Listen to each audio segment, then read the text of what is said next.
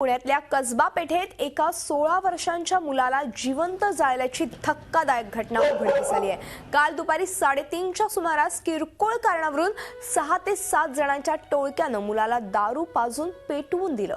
मुलगा गंभीर असून त्याला ससून रुग्णालयात दाखल करण्यात आलंय। या प्रकरणी एकाला अटकही करण्यात आली आहे। अन्य आरोपींचा आता शोध सुरू आहे। प्रत्यक्षदर्शींनी दिलेल्या माहितीनुसार हा मुलगा एका टेम्पोजवळ लघुशंका करत होता।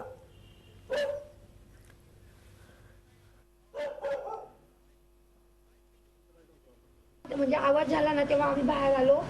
इथं म्हणजे त्याला काहीतरी नाही काय ओरडत होता, तो ओरडतावरचा तिकडे गेला, त्या गोधड्या काढल्या आणि ते इथं येऊन तो झोपला। त्याचे केस इथे जळालेले होते, इथून एवढं सगळं जळालेलंच होतं। मग कुणी मदत केली त्याला वगैरे? काय नाही, मग नंतर ते म्हणजे त्याने आमचं ते ब्लँकेट होतं ते असं गुंडळलं आणि मग गेला तो।